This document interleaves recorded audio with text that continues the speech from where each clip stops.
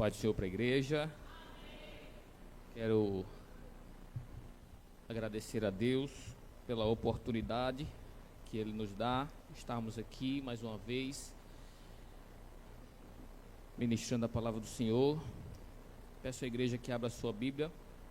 Aliás, podem sentar, por favor, muito obrigado. Peço à igreja que abra a sua Bíblia em terceira carta de João, capítulo 1, terceira carta de João, capítulo 1, só tem um capítulo, né? O versículo 4. Enquanto os irmãos procuram, eu quero agradecer também ao nosso pastor pela confiança de nos conceder também essa oportunidade.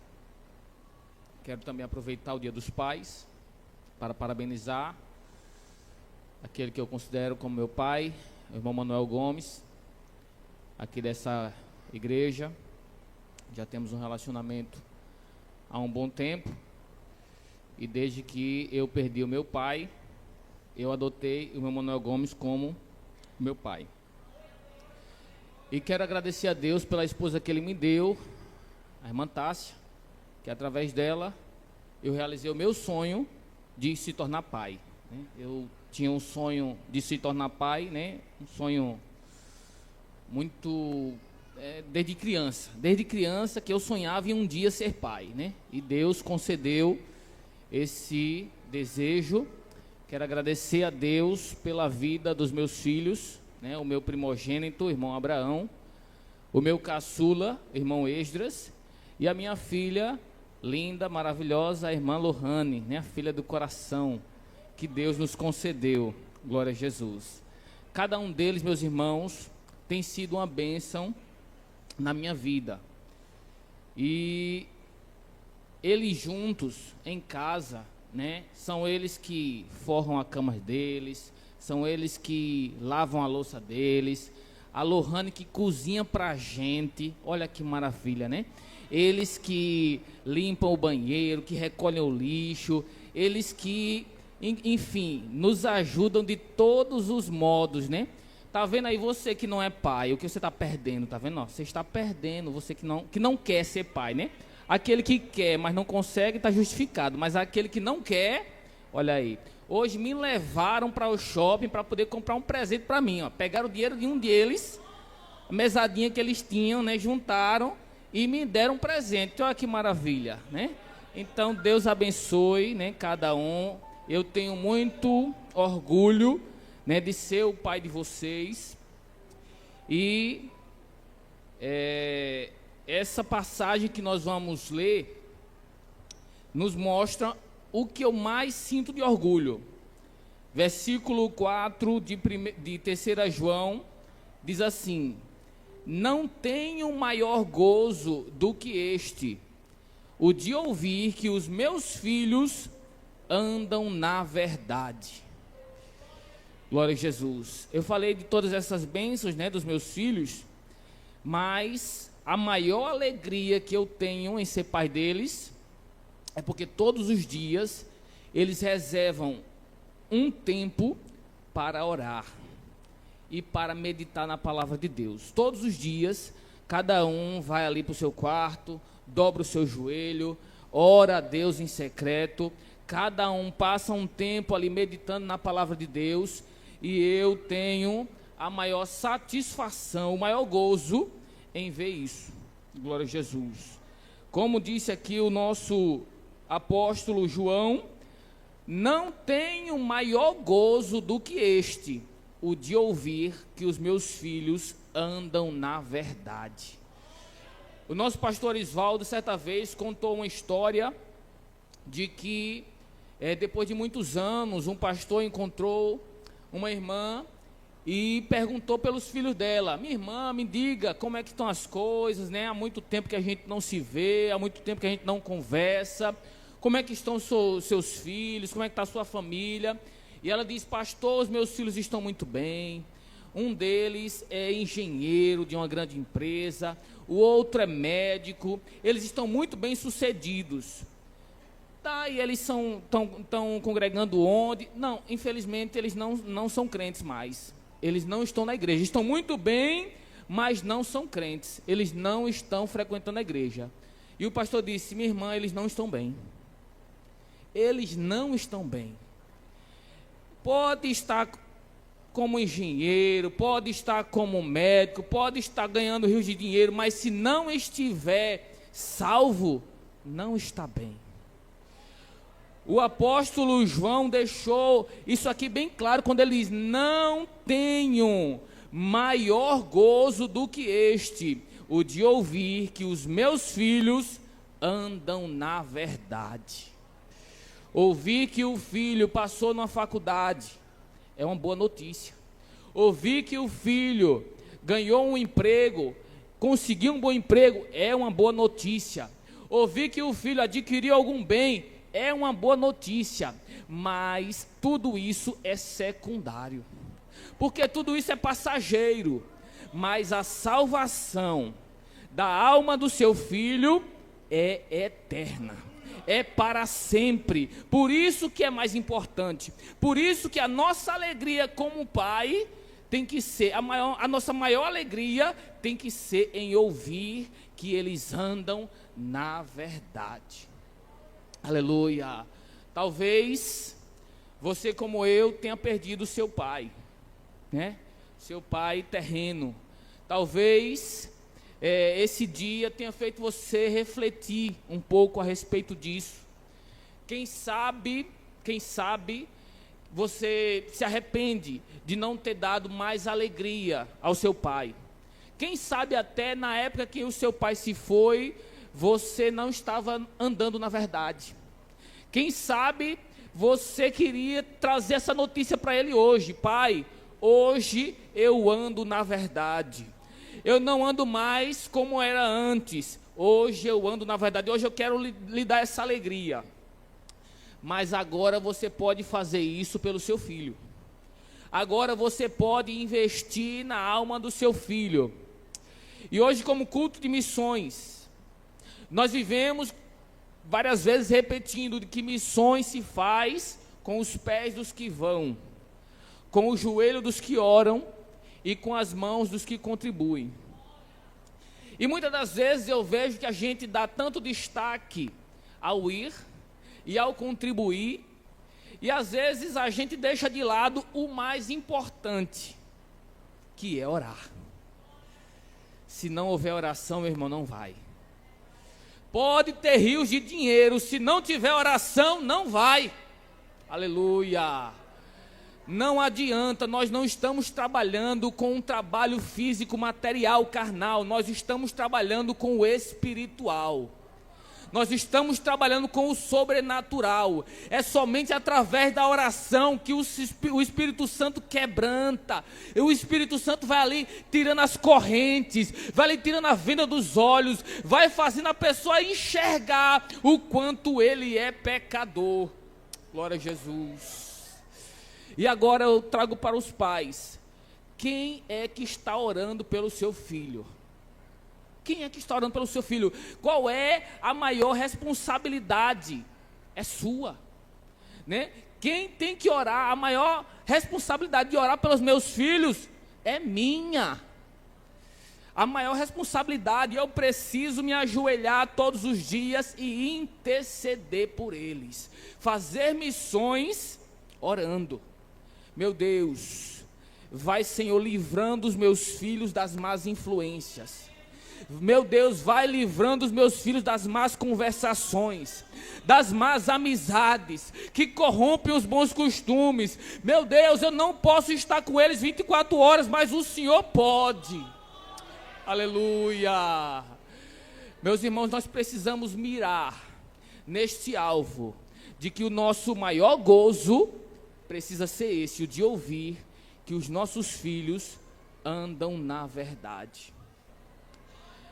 É bem verdade, meus irmãos, que o apóstolo aqui não estava se referindo apenas aos filhos biológicos. Como nosso pastor já citou aqui nesta noite, muitas das vezes as passagens bíblicas referentes a pai se referem também aos filhos espirituais. Mas o apóstolo não usaria tal analogia se não entendesse que os pais físicos compreenderiam essa analogia. Pois, eu me dou como exemplo, eu preferiria ouvir que o meu filho estaria desempregado, mas salvo, do que bem-sucedido e perdido. Nós, como pais, preferiríamos entender que os nossos filhos estão salvos, mas talvez não estão com um bom emprego, estão salvos, mas talvez passando por alguma prova, do que cheio de dinheiro e sem Deus, sem paz e sem salvação. Não, glória a Jesus, não, nós não podemos nos conformar com tal situação. Precisamos nos quebrantar, dobrar os nossos joelhos, orar. Hoje logo cedo na escola bíblica, na classe de juvenis, eu estava lembrando com alguns dos nossos alunos de um hino que diz assim: a oração é o segredo da vitória. A igreja sabe. A oração, enfermidades vão embora. Na oração, o crente é fortalecido e o inimigo, oh, aleluia! Quando você dobra os seus joelhos perante Deus, você está reconhecendo: meu Deus, sem o Senhor eu não consigo. Você está dizendo para Ele: Deus, eu preciso da Tua ajuda. Não é pela minha força, não é pela minha inteligência, não é pelo meu trabalho, não. É pela Tua misericórdia.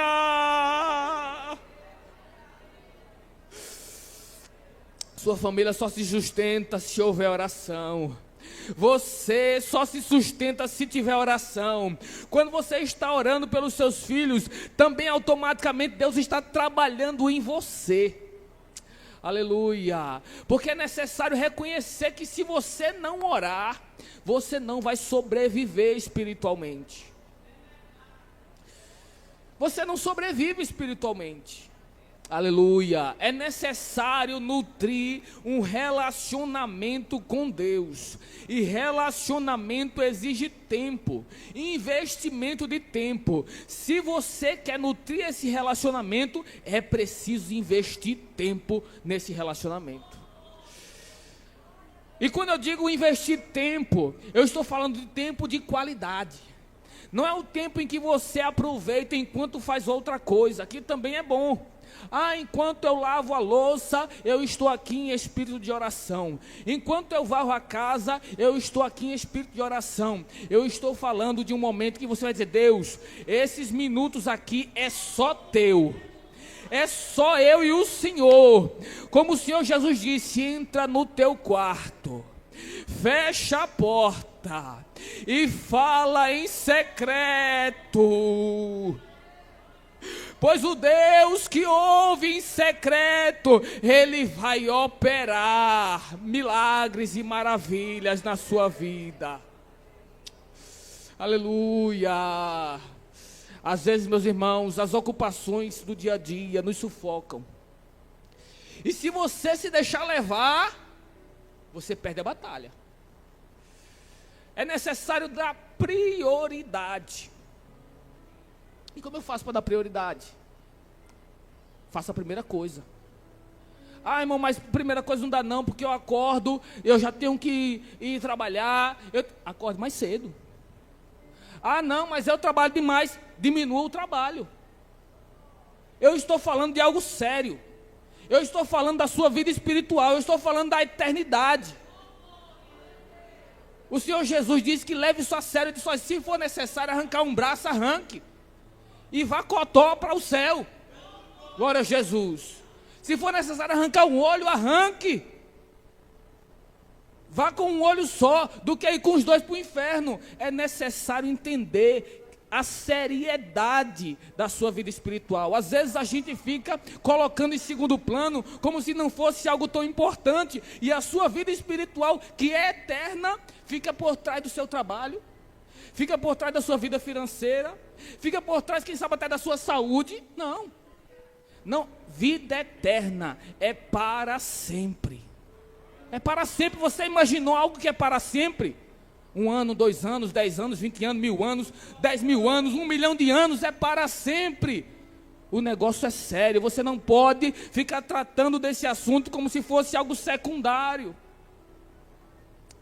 E eu me refiro à sua vida espiritual, mas também e principalmente hoje, Dia dos Pais, me refiro à vida espiritual dos seus filhos. Hoje também estávamos meditando nisso, que muitas das vezes nos deparamos com personagens bíblicos, homens e mulheres de Deus, que muitas vezes, por se dedicarem tanto à obra, acabavam esquecendo os seus filhos, esquecendo a sua família, deixando de lado, e perdiam. Mas o nosso pastor aqui hoje deu um exemplo de um grande missionário que foi Noé, que pregou durante 120 anos, e não ganhou ninguém de fora, mas também não perdeu ninguém de dentro. Aleluia. Não ganhou sequer uma alma de fora, mas não perdeu ninguém de dentro. Enquanto homens de Deus como Samuel, os filhos desviaram. Homens de Deus como Eli, os filhos desviaram. Homens de Deus como Davi, filhos desviados. Não queremos isso. Não podemos nos conformar com isso. Aleluia. O assunto é muito sério, meus irmãos, pois nós estamos tratando da eternidade. Nós estamos tratando da vida eterna da sua alma e da alma dos seus filhos. Aleluia. E como é que eu faço isso? Eu já disse, é necessário dar prioridade. A Bíblia nos traz, meus irmãos, alguns exemplos de intercessores.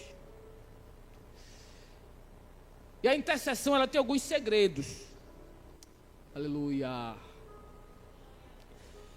Eu queria aqui fazer uma analogia. Eu acredito que aqui tem muita gente que estudou direito, né? O Brasil é o lugar onde tem mais escolas de direito, mais cursos de direito. Curiosamente, mais do que juntando o mundo todo. Juntando o mundo todo, o Brasil ainda ganha. E quem é familiarizado no direito sabe que um juiz, ele não pode fazer justiça se não for pedido. Então, digamos que eu seja juiz e eu vejo que está acontecendo uma injustiça. Fulano tem um direito e aquele direito não está sendo assegurado. Eu não posso dar o direito dele se ele não me pedir. É necessário que aquele irmão que está sofrendo a injustiça contrate um advogado ou acione a justiça e diga: juiz, com base na lei, me dê o direito. E aí sim o juiz pode conceder. Muitas das vezes, meus irmãos, as promessas de Deus, algumas das promessas de Deus, são condicionadas ao pedido. E pedido com fé. A Bíblia diz em Tiago, eu quero abrir com os irmãos, glória a Jesus, Tiago capítulo 4. Tiago capítulo 4, versículo 2. Ele diz assim: cobiçais e nada tendes, sois invejosos e cobiçosos e não podeis alcançar. Combateis e guerreais e nada tendes, porque não pedis. Os céus não vão se mover em favor de quem não pede. Existe, é claro, algumas vontades de Deus que são soberanas. E independente de você pedir, de você crer, de você querer, ela vai se cumprir. Existem vontades de Deus que são soberanas. Como aconteceu, já que estamos falando aqui de um culto de missões, como aconteceu com Jonas. Deus queria, pela sua vontade soberana, que Jonas fosse pregar em Nínive. Jonas não quis, Jonas pegou navio para outro lugar, Jonas tentou se esconder, não adiantou. Jonas teve que ir pregar em Nínive, porque era a vontade soberana de Deus. É a vontade soberana de Deus que o filho dele vai vir, vai voltar, e nós estamos esperando. Se você crê ou você não crê, ele vai vir. Existe também a vontade permissiva de Deus. Aquilo que, às vezes, Ele não deseja exatamente, mas Ele permite que aconteça. Mas existe a vontade condicional, como, por exemplo, a salvação. Deus quer que todo mundo seja salvo, mas é condicionado a crer. O desejo dele é que todo mundo seja salvo, mas é necessário que cada um creia. E é por isso que nós fazemos missões, né? Para levar esse evangelho. Porque a Bíblia diz que a fé vem pelo ouvir, e ouvir a palavra de Deus. E como ouvirão se não há quem pregue, né? E como pregarão se não há quem envie? É por isso que nós estamos aqui reunidos como igreja, enviando missionários para todas as partes do mundo, orando por eles e contribuindo para que haja recursos necessários para que o evangelho chegue a mais pessoas, assim como chegou a mim, assim como chegou a você. Aleluia! Assim é como chegou a outros antes de nós. Então, meus irmãos, algumas vezes a vontade de Deus, algumas promessas de Deus, e segundo os estudiosos, mais de 90% das promessas de Deus são condicionais. Então é necessário que você ore, peça a Deus, para que Ele cumpra as suas promessas, que são condicionadas à oração, condicionadas a crer. Ah, irmão Efraim, então quer dizer que qualquer pessoa basta pedir que Deus vai conceder? Não, também não é assim. Veja o versículo 3, Tiago capítulo 4, versículo 3. Pedis e não recebeis, porque pedis mal, para o gastardes em vossos deleites. Além de você ter que pedir, tem que saber pedir.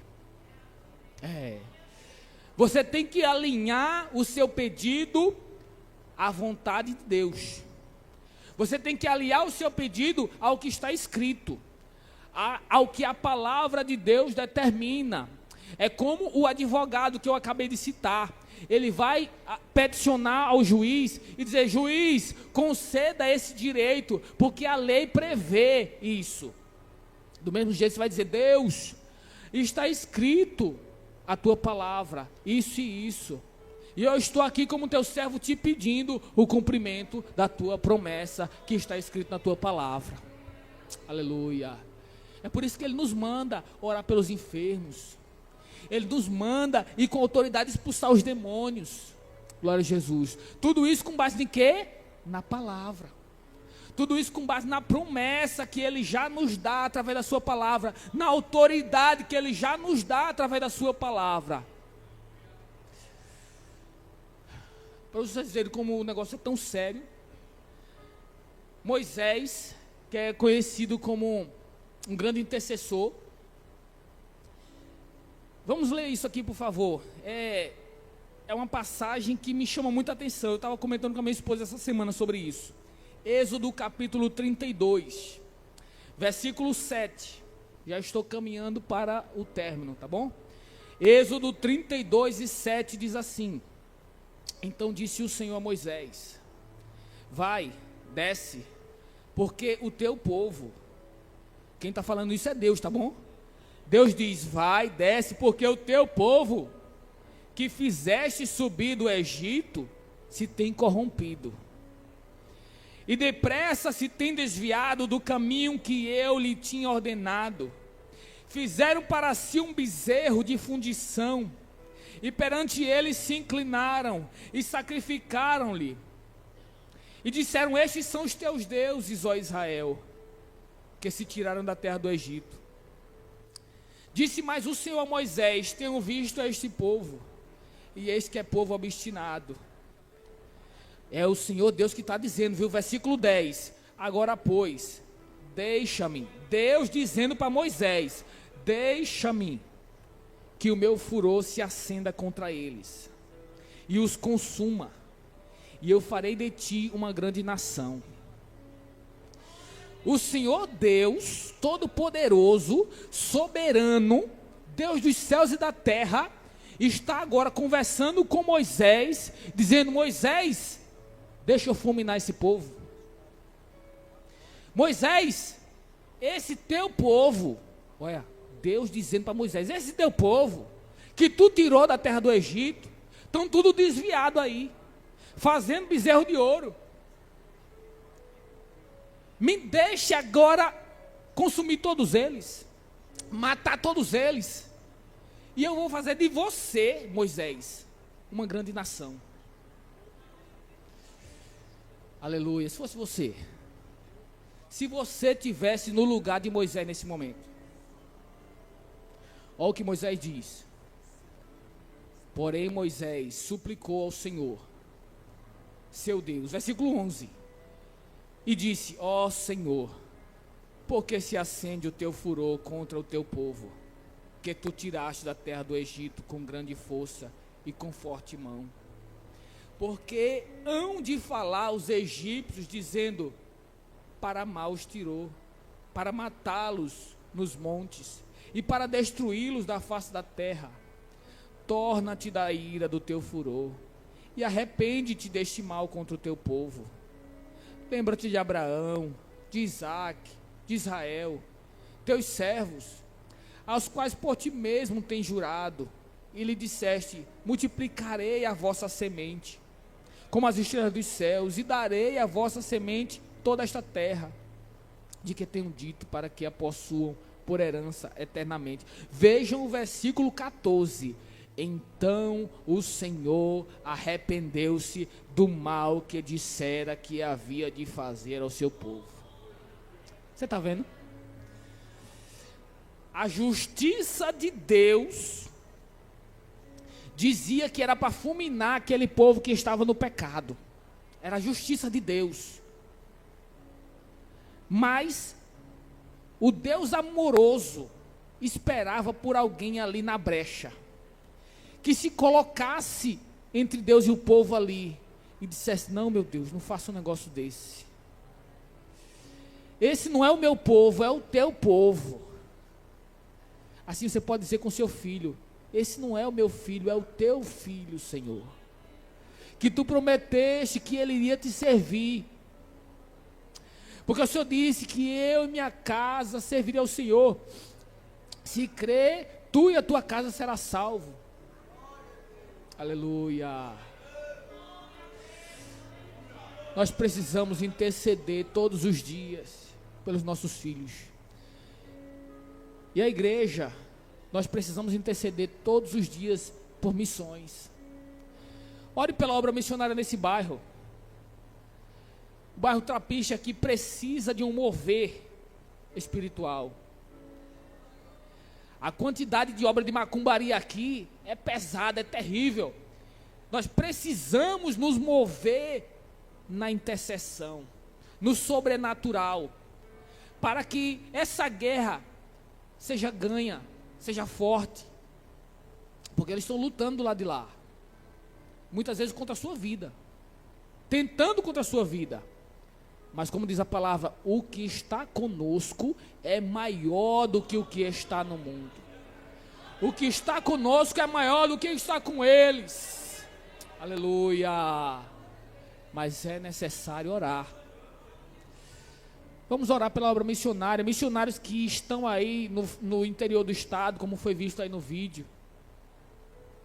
Como eu já disse, não adianta ter dinheiro se não tivermos oração. Precisamos das ofertas, é claro, é importante. Mas o mais importante é você orar. Separe alguns minutos por dia para você fazer isso. E como eu disse, enquanto você está intercedendo por eles, Deus está trabalhando em você. Deus está lhe fortalecendo. Deus está lhe deixando mais forte. Você está nutrindo o relacionamento com Ele. Ore pela obra missionária fora do país. Ore pela igreja perseguida. Nossos irmãos que estão passando perseguição, simplesmente porque são cristãos, simplesmente porque decidiram servir a Deus. Com a autorização do nosso pastor, quero convidar a igreja para ficar de pé. Quem aqui ainda não se decidiu? Quem aqui ainda não entregou a sua vida completamente a Jesus? Se tiver, vem até a frente aqui que nós vamos orar por você. Hoje nós pregamos aqui sobre o poder da oração. Correntes serão quebradas, vidas serão libertas. Você que tem o seu pai que ainda não é crente, interceda por ele aqui nesta noite. Você que tem o seu filho que não é crente, interceda por ele nesta noite. E nós vamos orar. Nós vamos orar não somente pelas vidas aqui, nós vamos orar pela obra missionária. Eu sinto a presença de Deus neste lugar. Aleluia.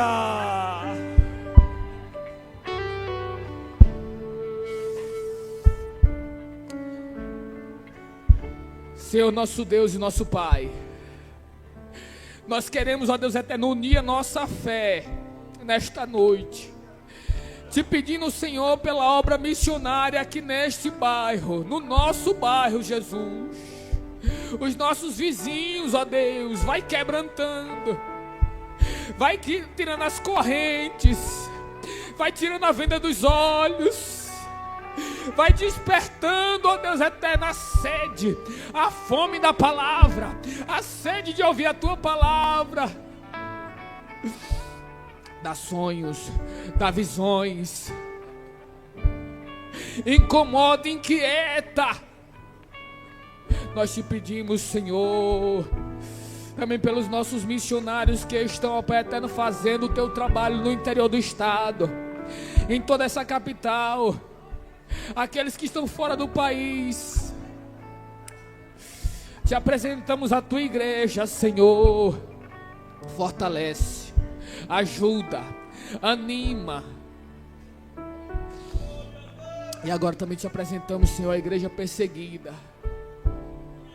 Os meus irmãos, ó Deus, que estão sofrendo perseguição por ser chamado de cristão, que estão sofrendo perseguição por te servir, que muitas vezes perderam emprego, muitas vezes perderam familiares, foram presos, perderam a casa, meu Deus, estão passando por luta, em abrigos às vezes, em campos de trabalhos forçados às vezes, só porque te servem. Eu intercedo por eles agora junto da tua igreja. Nós nos colocamos na brecha, Senhor, nesta noite por eles.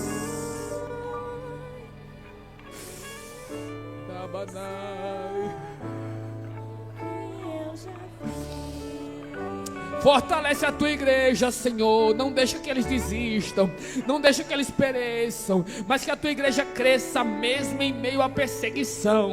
Que o teu evangelho cresça, Senhor. Que as pessoas possam ver e não entender como é que pode. Esse cristão está sendo perseguido, esse cristão está sendo maltratado, e mesmo assim ele não desiste, mesmo assim ele não nega, mesmo assim ele continua firme. Eu também quero. E se for possível, Senhor, usa-nos, ó Deus. Nós queremos ser a resposta às nossas orações. Usa-nos, em nome de Jesus.